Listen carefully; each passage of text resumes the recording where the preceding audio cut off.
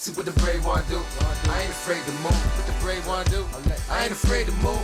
I ain't afraid to move. So brave. So brave. And I'm grinding so my family's good. I mean good for life, now that's great. So brave.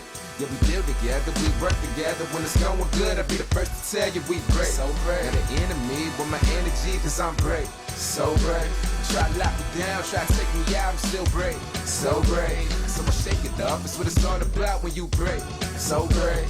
I'm fearless and I'm worry free, now that's brave. So brave. Even through the pain and doubt, I still move about, now that's brave. So brave. Yeah, my heart is blind, yeah, my family stab me, that's brave. So brave. What the brave one do? See what the brave one do.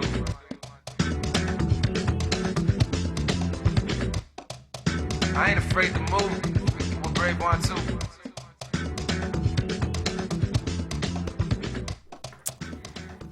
Are you ready? That's what the song says. This is Dr. Donnie, and as always, this must be the second Tuesday of the month. I'm so happy to be here with you. I always try to bring you the best and the brightest that we have in the city, and today I have definitely done that. Today we are talking about autoimmune disorders, particularly lupus. So approximately 50 million Americans suffer from autoimmune diseases in the U.S. So that's 20%, or 1 in 5 people.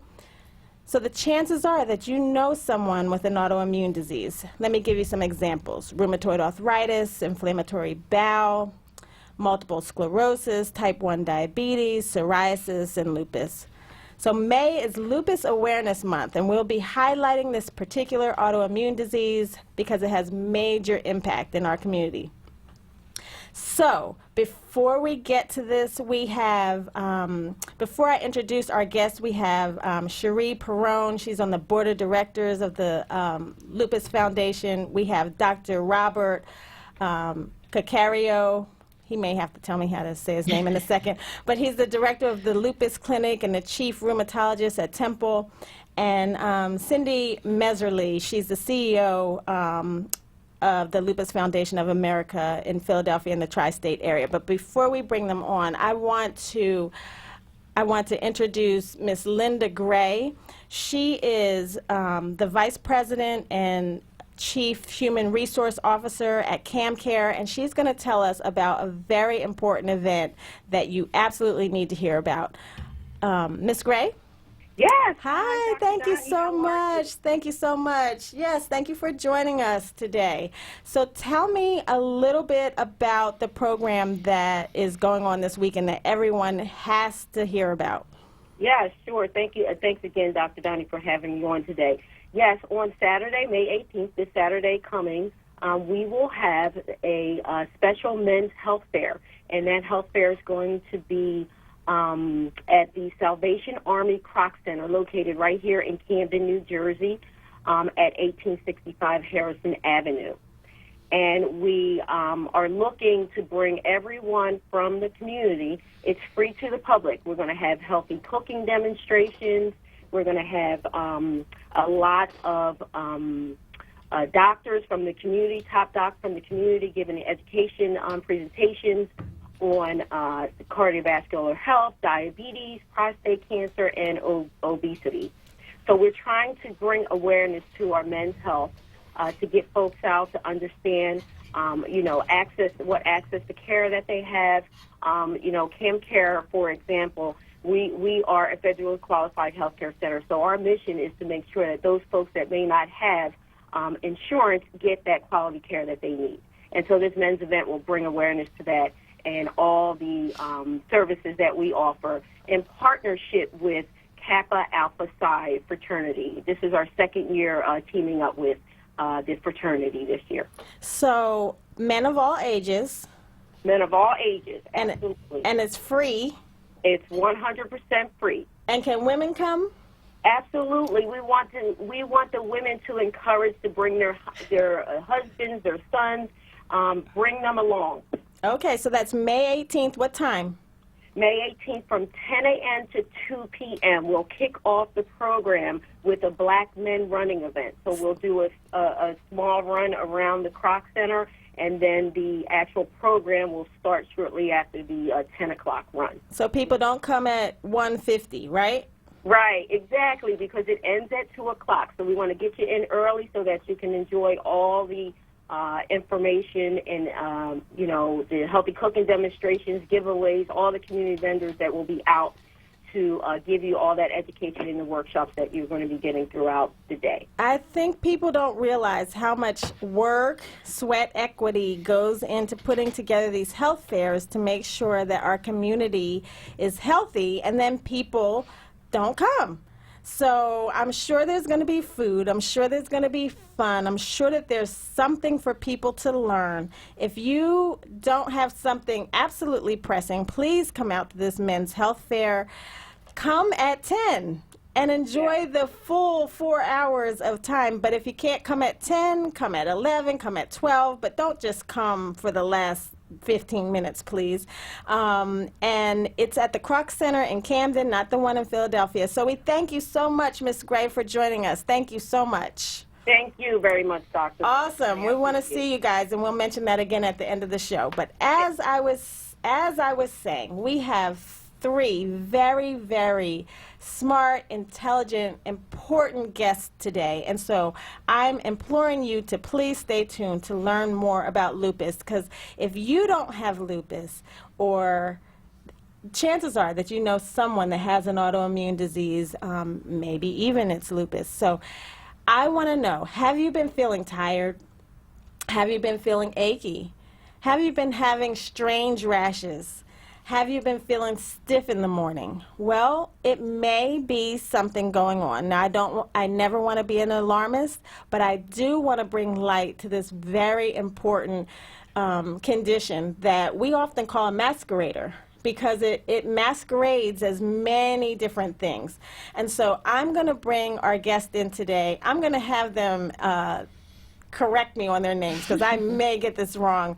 Very fancy names we have here today, but we have Cherie Perrone, I believe that's how you say it. She's saying I'm correct. She's with the Board of Directors. Why don't you tell us about your role? Well, I am a volunteer with the Lupus Foundation of America, Philadelphia Tri-State Chapter. I have been active with the chapter for about 20 years now, and I have served as the chair of the Board of Directors. I have been the secretary on the Board of Directors. I've been the volunteer coordinator, so I have just been very active over many years, and I am also living with lupus. Okay, we have a survivor here. I love it. And then Cindy Meserly. You got it. Oh, I am rolling. Okay, 2 for 2. She is the CEO of the Lupus Foundation of America in Philadelphia Tri-State area. Did I get that correct? You did. Okay, excellent. And then we also have Dr. Robert Let me do Cacario. Okay, yes, go ahead. I'll do it. Please. So he's Caricchio. Caricchio. Yeah, Oh, I Roberto did not say Caricchio. that. Okay. Yeah.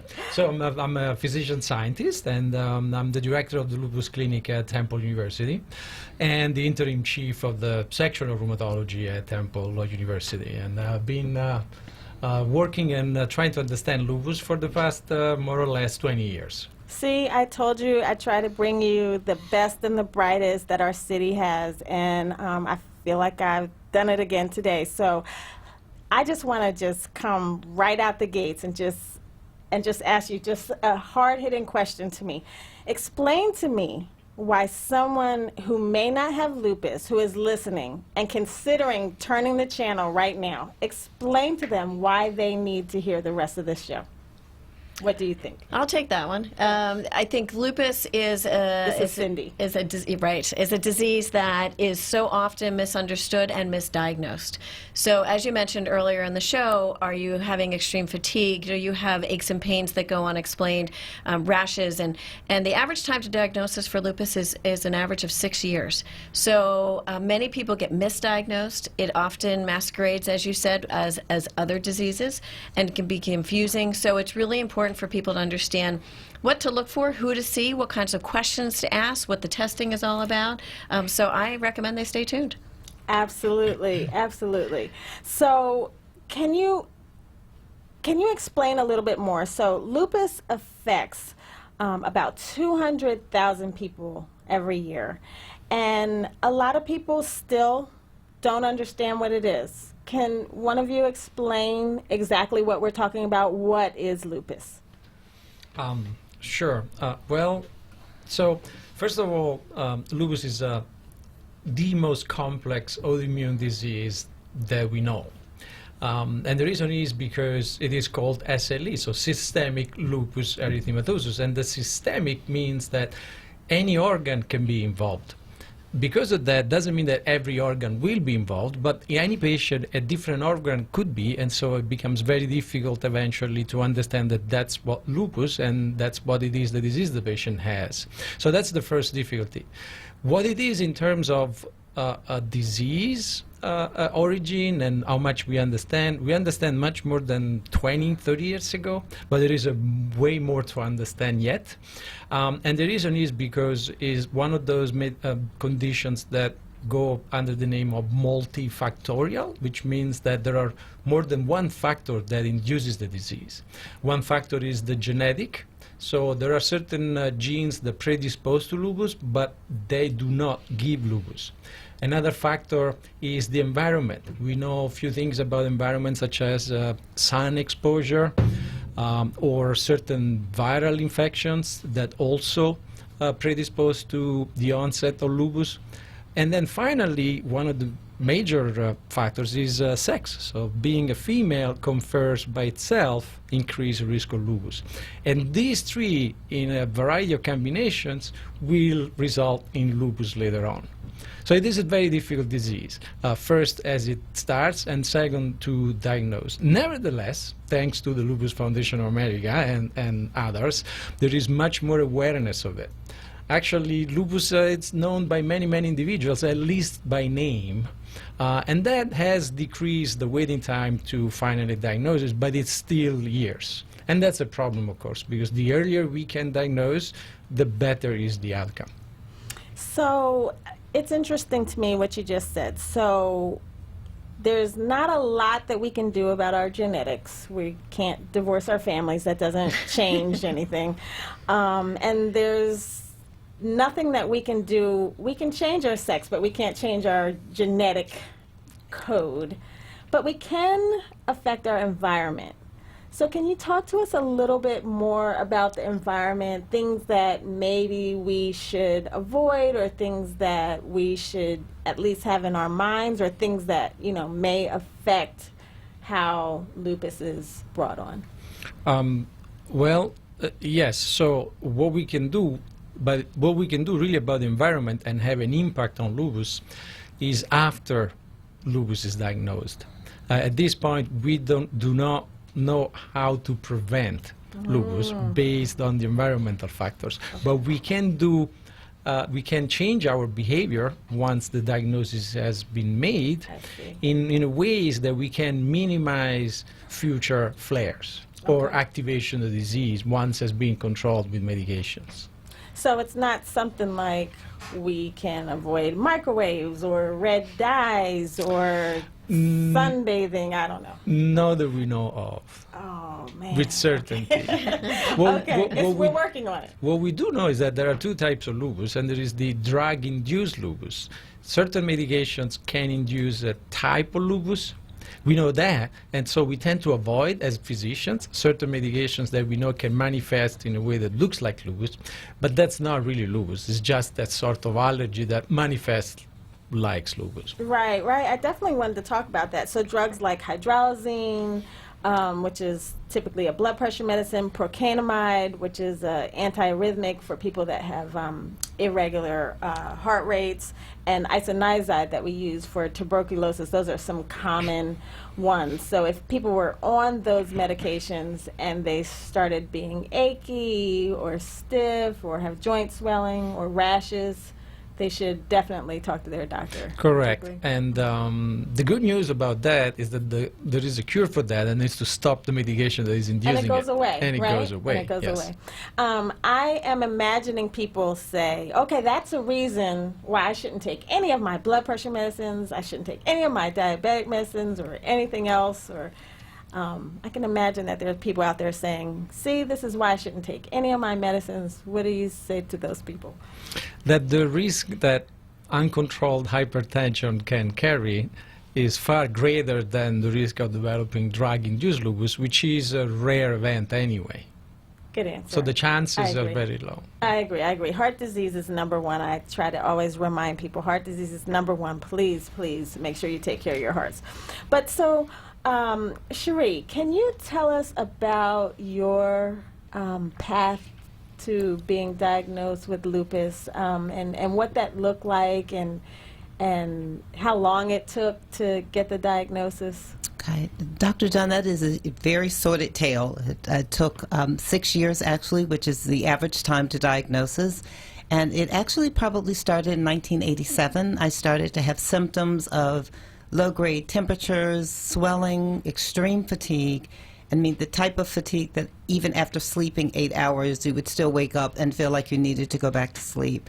And I saw multiple doctors, and no one could tell me what was wrong with me because one doctor actually told me that it was in my head, kind of that I was making it up.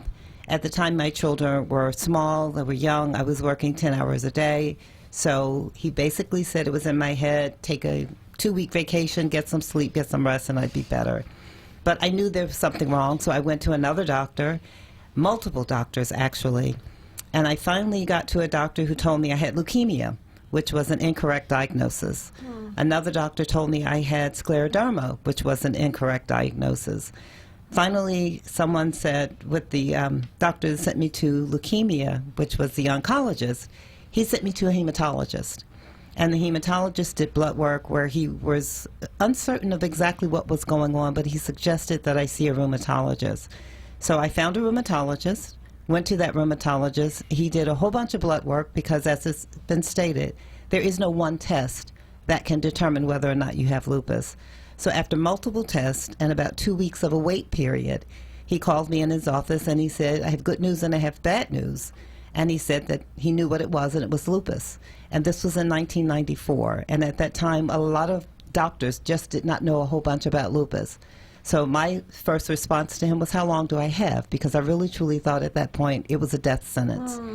So he assured me that it wasn't a death sentence, and he went on to explain that it was an autoimmune disease, but again, that there was very little known about it. And I had to basically seek out information on my own. So that's why I'm so grateful for the Lupus Foundation, because that's where I found the most information about lupus. Well, we're so glad that you're here and that you're a survivor and that you're giving information today. I do want to talk about some of the more common symptoms of lupus. We say it's a great masquerader and that it can affect any organ, but can you guys talk about some of the more common symptoms of lupus? Yeah, I think, as Cherie said, the fatigue is probably the most common. The only outward-facing symptom is the rash across your face. They call it the butterfly rash, which is the butterfly is the symbol of the Lupus Foundation because of that. It's the only thing that you would notice on the external, unless you had discoid lupus, which was on your skin anyway. Joint pain. Arthritis feeling in stiffness in your hands, in your joints and various parts would be the most common. Inflammation is Inflammation, also, right, yes, along with inflammation. So some people have muscle pain and hair loss Hair and loss. low fevers, maybe why some people are misdiagnosed as having leukemia, maybe because the low fevers makes them think that. Some people just have skin manifestations, so it's just on the skin. Can you just talk about the different kind of lupus and? Well, sure. But I want to, because of the radio station in particular, I'd like actually to add one factor, is that there is, at any given time, the majority of lupus patients will have one of the symptoms or signs that we said, so what, joint pain, fatigue, skin rash, hair loss. But in particular, and pertinent to the audience, the African American population not only has an increased risk of developing lupus, but has an increased risk of having renal disease from lupus, so the lupus that attacks the kidneys. And so in African Americans, it's important, as in my lupus clinic, who has 70% African American population, is that first signs might be a swelling of the legs or even headaches because the blood pressure is high, and it's not due because to the blood pressure, but because of the kidneys under attack. So that's something that has to be considered in the African Americans because of the incidence of renal disease in lupus in this particular group of individuals. So manifestations can be different. So we want to talk about this and how lupus affects African Americans. We have so much more to talk about. Please stay tuned. I want to know, do you like purple? Do you like spades? Do you like donuts? Do you like golfing? Do you like playing bridge? What do these things have to do with lupus? Please stay tuned because you could save a life if you like any of those things I just talked about. See you in 2 minutes. Get your money straight. Get my money right. With Solomon Jones and Akbar Hassan. Fridays on Wake Up with Word. 7 a.m. till 10 a.m. Hosted by Solomon Jones. Exclusively on Word Radio. 96.1 FM and 900 AM WURD. Streaming live on wordradio.com and on the Word Radio app. What's cheesy, topped with a fluffy egg and crisp applewood smoked bacon? Easy. McDonald's new $2 breakfast deal. For a limited time, get a flaky bacon, egg, and cheese biscuit for just $2. And if you're craving something savory and sweet, get a delicious bacon, egg, and cheese McGriddles for the same price. Hurry in and bite into this tasty deal any day of the week. Only at McDonald's. Price and participation may vary. Cannot be combined with any other offer or combo meal for a limited time only. WordRadio.com. Hi, this is John. Hi, this is Juanita, owners of JD's Auto Body and Painting. We're located at 6300 Wayne Avenue, right there at the intersection of Wayne and Washington Lane. We really like to thank all you Word listeners for the support that you've given our business, and we really hope to see you in the future. JD, tell them about our products and services we have. We have a new state-of-the-art paint shop along with our body shop and detail shop. We can help you with the dents and scratches from the winter season. Come to JD's Auto Body and Painting. Come on out and check us out. We're still honoring that Word 10% discount. Give us a call, 215-848-5949. Again, 215-848-5949. Thanks again for supporting our business. We really appreciate you. See you at JD's Auto Body and Painting.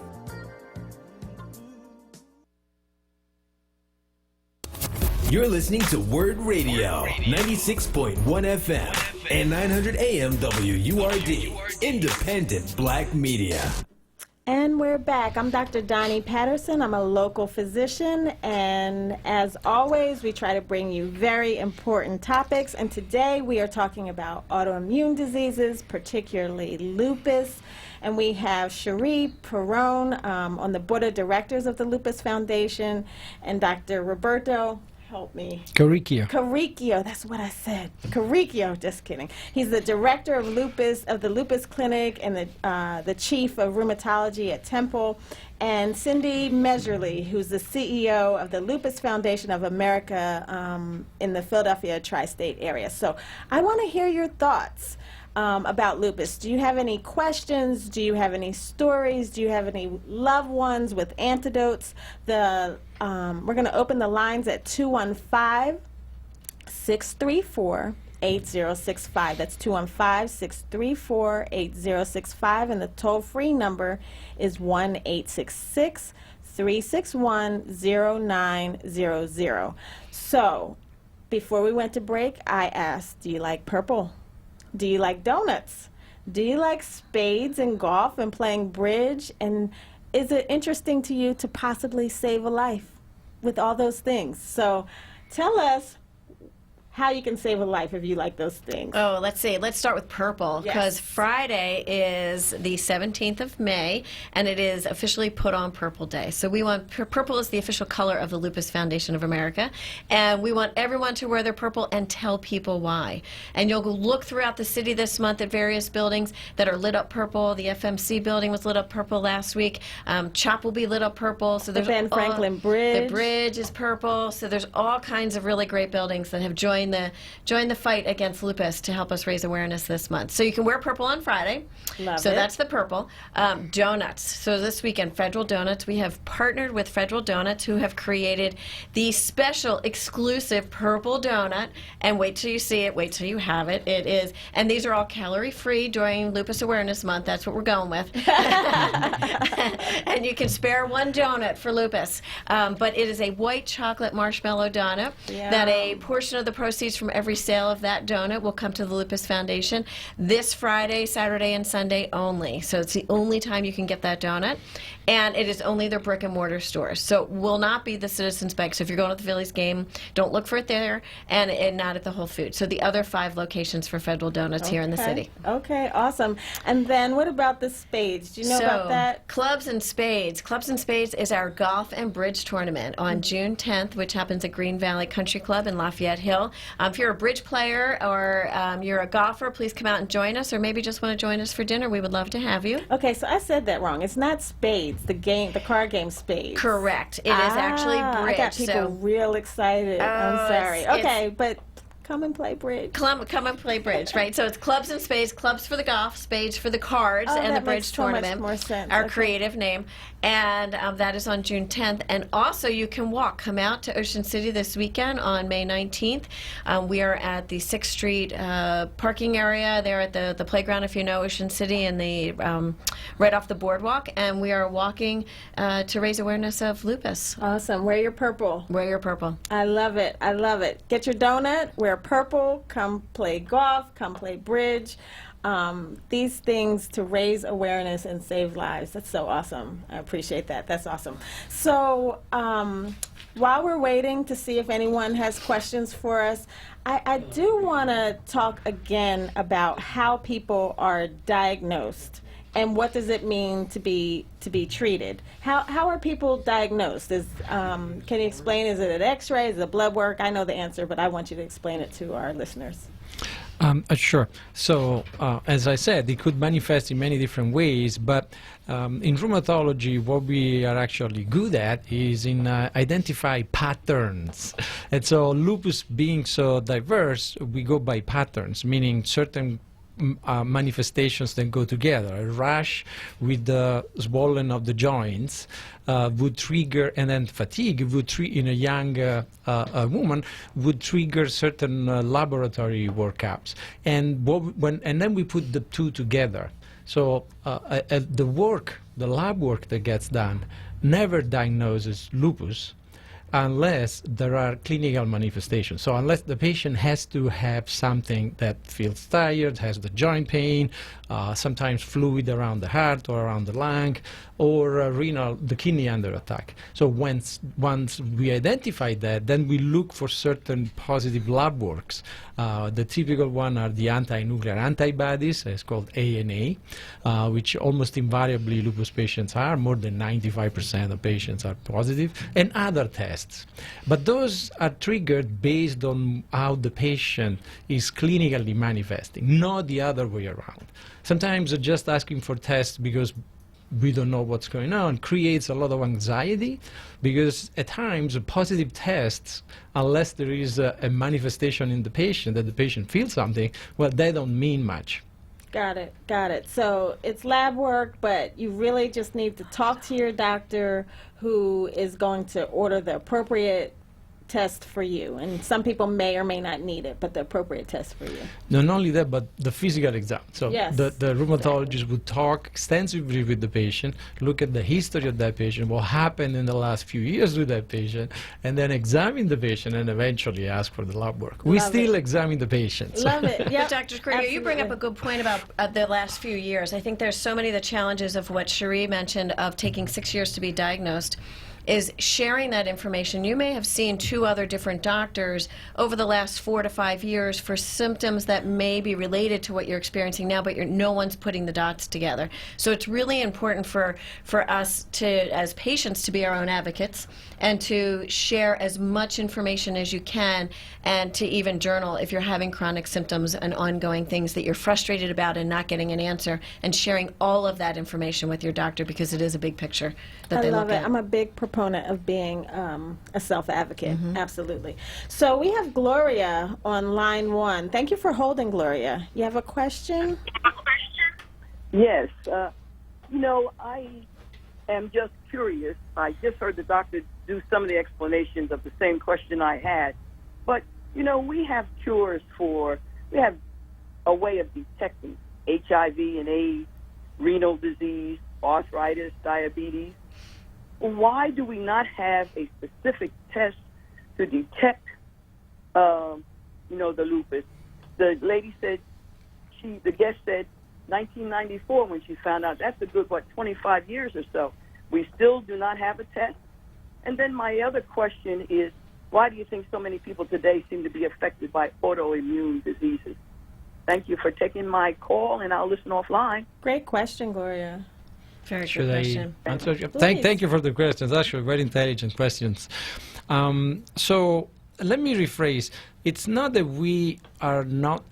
I mean, when I say we, I'm referring to a trained rheumatologist who has a specialty in lupus, like, for example, me.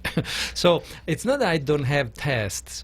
I can actually do a pretty good job in diagnosing lupus once the patient is referred to me.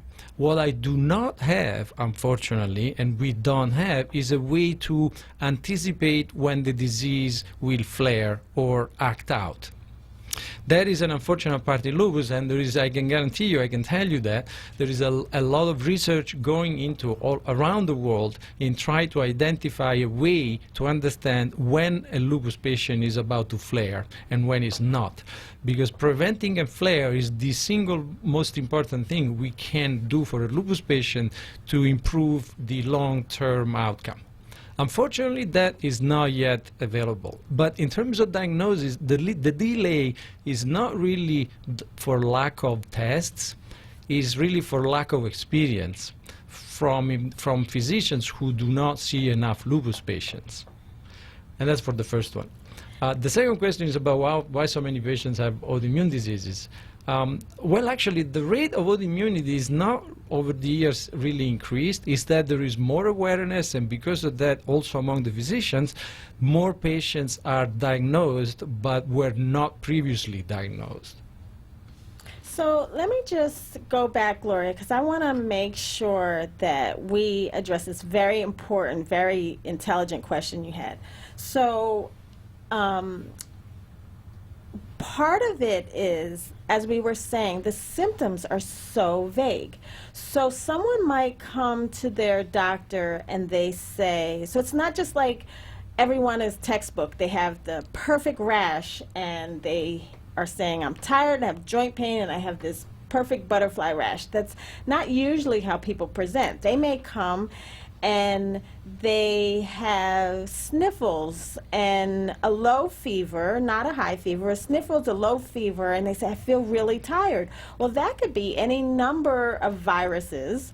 Some people may have some lung findings that sound like bronchitis and they just feel fatigue, and that may be a virus that is kicking it off, starting it, having it the symptoms start. Some people may say, I have joint pain, I feel achy, and then because I just started a running program and I just started running, I think I'm tired from that. So the symptoms don't always fit, and so that's what I believe Cindy was trying to emphasize when she said to be a self-advocate. If these symptoms, are continuing, if they're going on, if you're having muscle pain or hair loss or rashes or sores, mouth sores, then please continue to bring it up.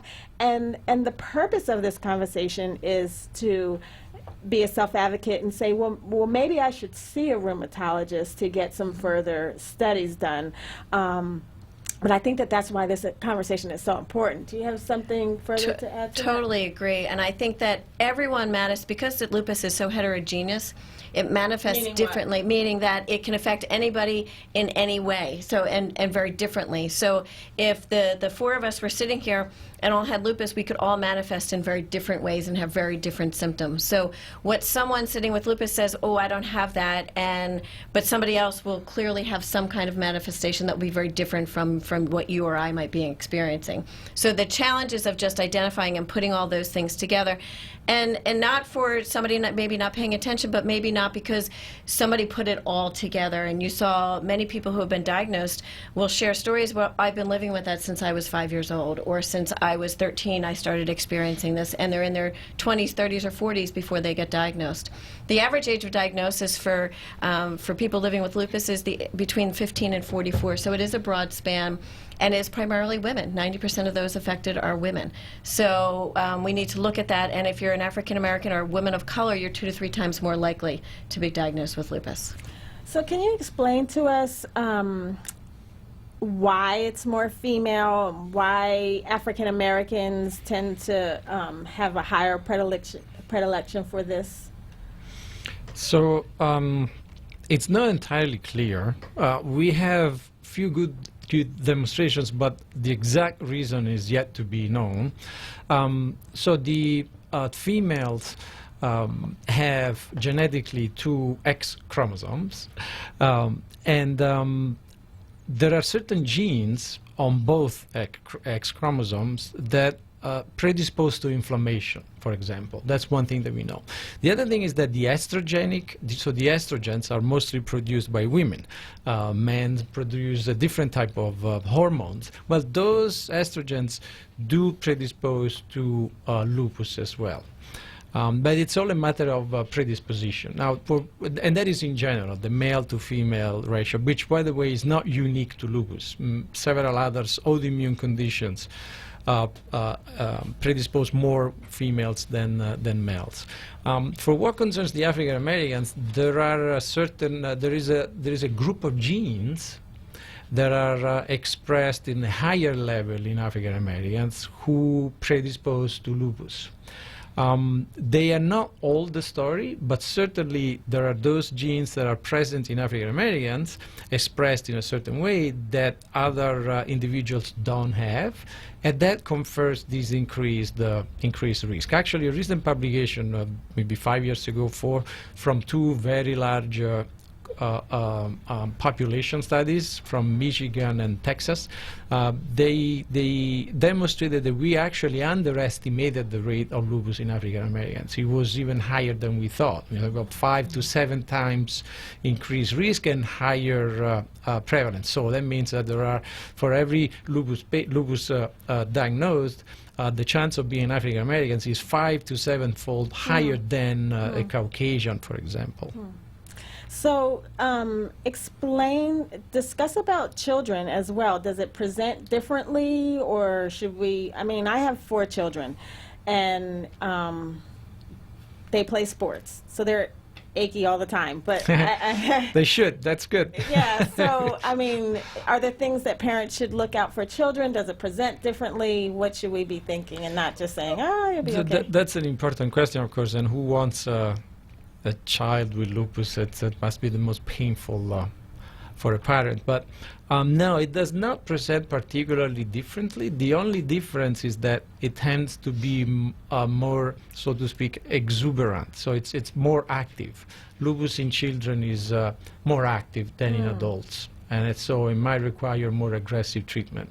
So it won't just be an off and on achiness or off and on fatigue or... No, that sounds like a normal child that is playing sports, right. yes. So, yeah, I just want our listeners to hear that. So it's something that is more there is some withdrawal, so the child would withdraw from sport rather than being achy.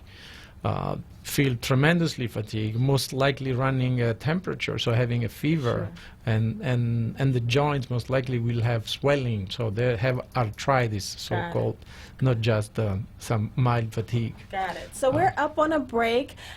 We have another 15 minutes that you must hear. We have many things further to discuss. We're going to talk about clinical trials. We're going to talk about mental health component. So stay tuned. We'll talk to you in another 2 minutes.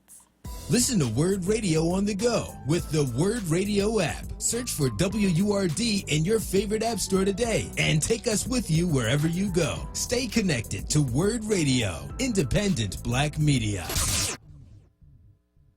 Next Thursday, you will be caught in an extreme flash flood.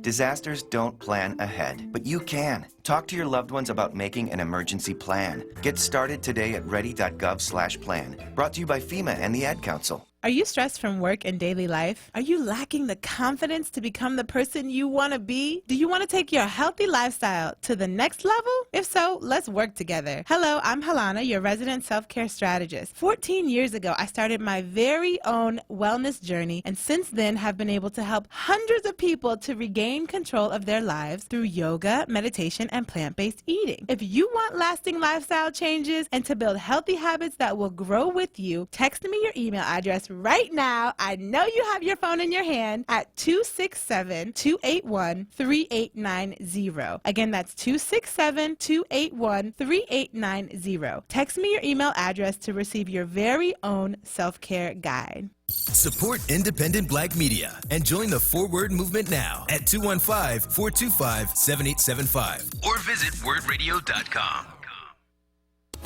You're listening to Word Radio, 96.1 FM and 900 AM WURD, independent Black media. Hi, this is Dr. Donnie. We're having a heated discussion about, lupus and how to make sure that people are getting the information that they need to know. We've had some amazing callers with some great questions, and we want to keep that conversation going. So we are here today talking about the autoimmune disease lupus, and May is it's Lupus Awareness Month. So we talked about how we are going to wear purple on Friday, May 17th, and get federal donuts this weekend, our purple donuts. So we appreciate your listening in. But I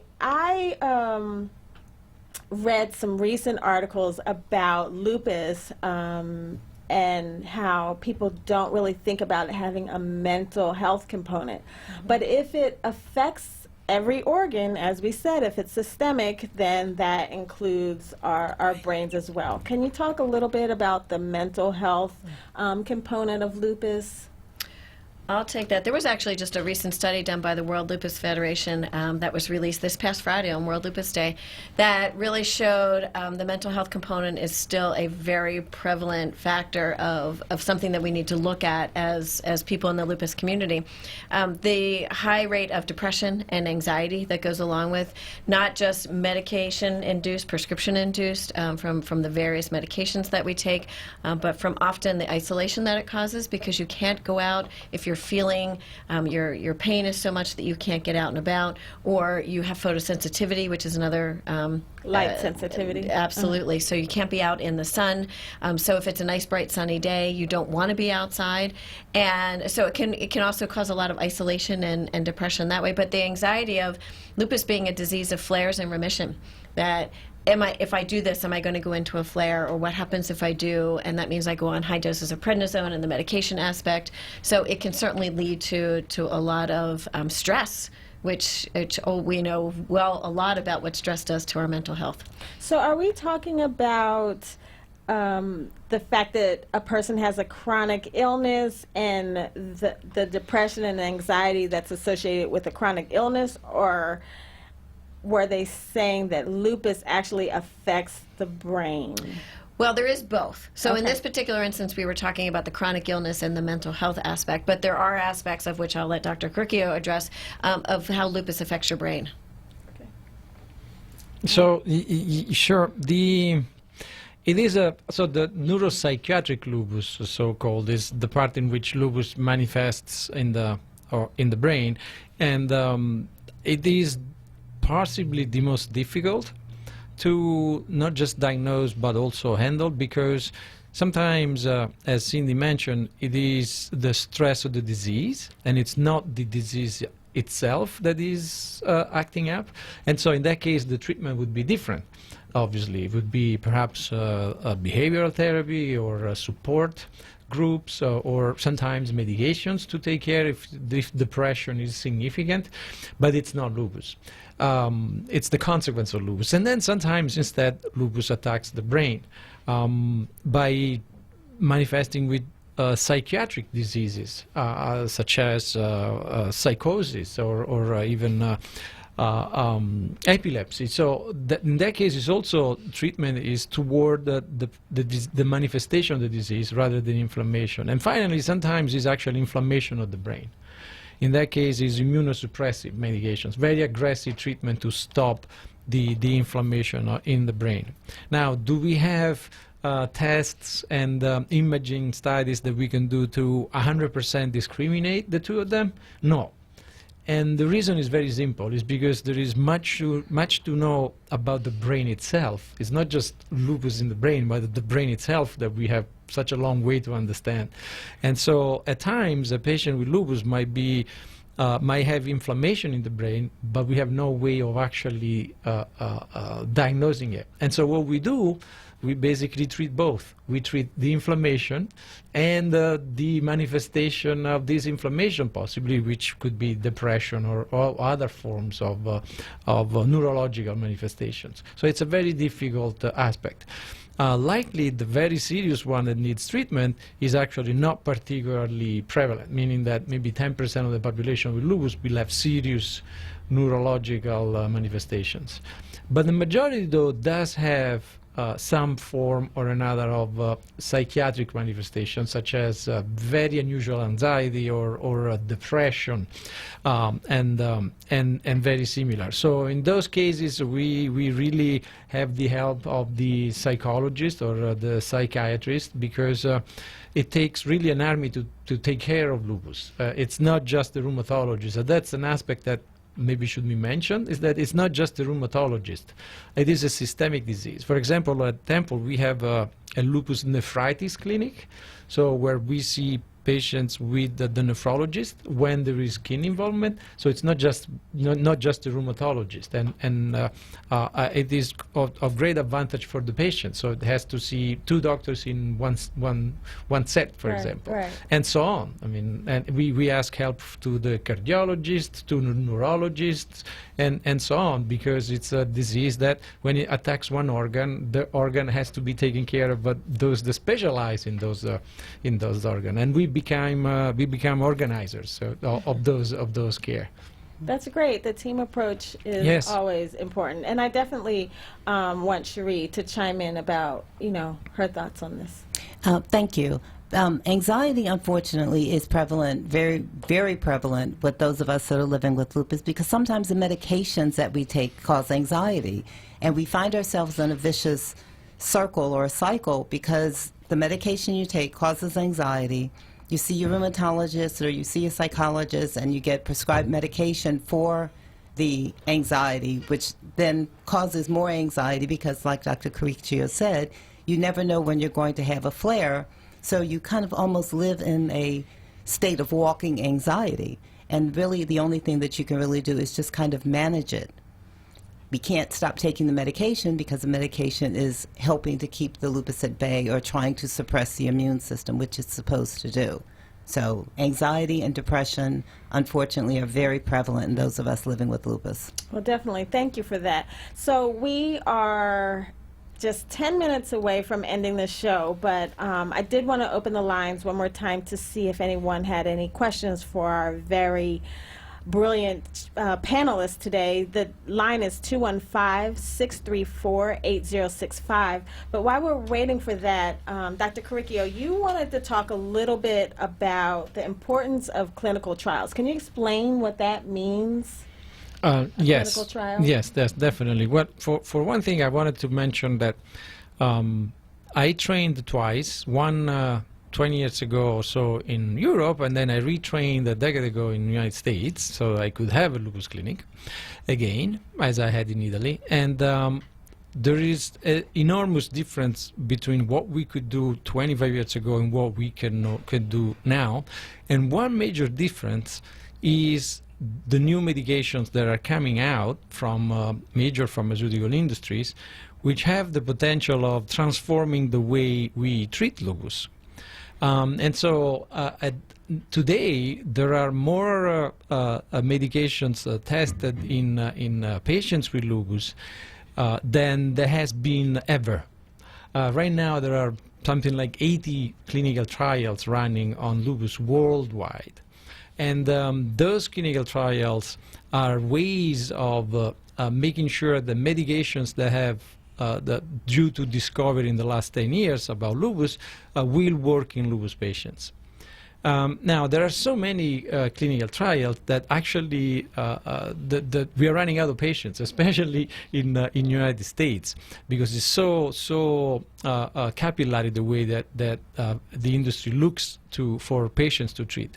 But the important part about clinical trials is the fact that participants, they don't just help themselves. They actually have the chance of helping everybody else with lupus for years to come, because if those medications will demonstrate to be actually effective and work in lupus, then any patient with lupus will have a chance to use that medication and improve her or his life. It is certainly a commitment from patients, because they could just say, well, I'll wait those 3-5 years and see if actually the medication works. But actually participating is not only again self-useful, because the patient can get the medication and perhaps improves, but is an altruistic act, so an act that you can actually give to others and help others actually improve. So it should be seen as a way to help yourself, but also help others improving their condition. Can you speak directly to the fact that some people feel like you're experimenting on them, that it's just experiments and it's not at all helpful?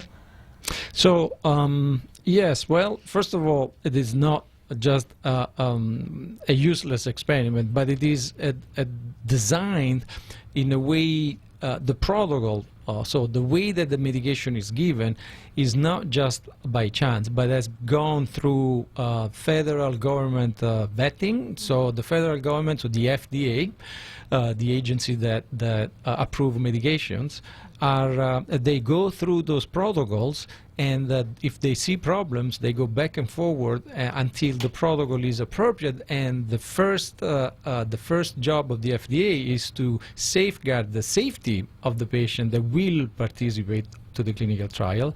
Not only that, but the patient can at any given point say, no, I do no longer want to participate. So a clinical trial is not a lock-in mortgage. It's not. If you sign in, you can sign off anytime you want. And I personally see it as a way of giving to others with lupus, because maybe you're getting the medication that is the fake one, because in any clinical trial there is the real one and the fake one, and nobody knows, neither the patient or the physician, what the patient is getting.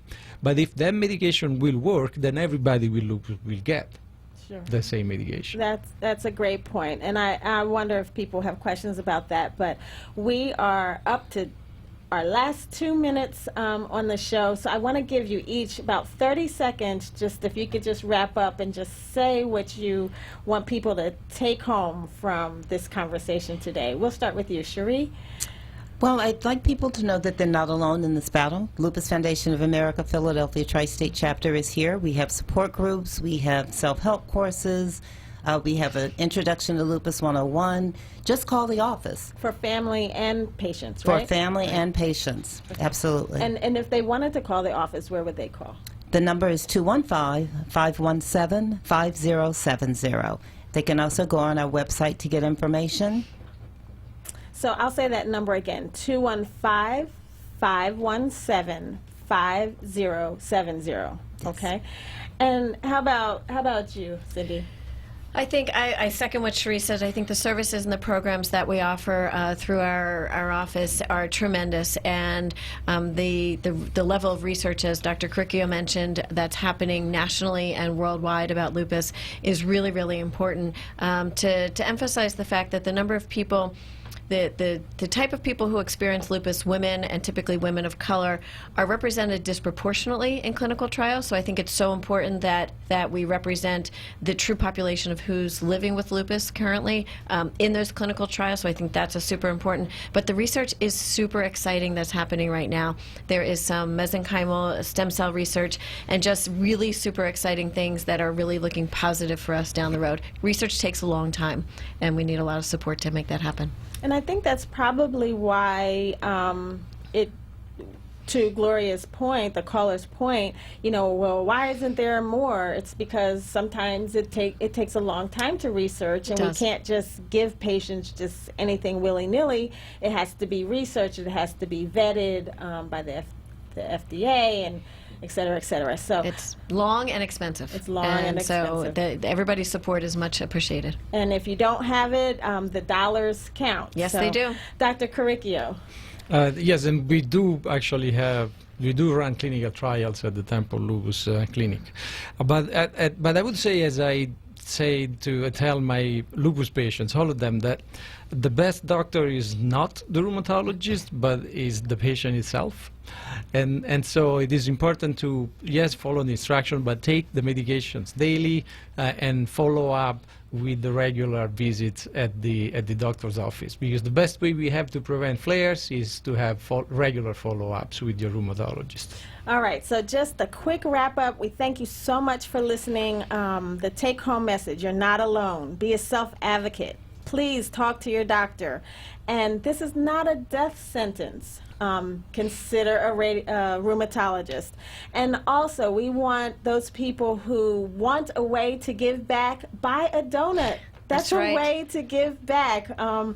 Every dollar will go to the Lupus Foundation, and we have white chocolate marshmallow purple donuts. You got it. Federal donuts this weekend. You can play golf. You can play bridge. You can walk. And that's in Ocean City, May 19th. Right. And there's also one June 23rd in Wilmington. So you can just walk and support this condition. So, and wear purple on May 17th. Which is Friday. I'm Dr. Donnie, and as always, I wish you the absolute best that life has to give. But if you can't be the absolute best, we all can be a little bit better. So God bless you, and I'll talk to you in May. Are you ready?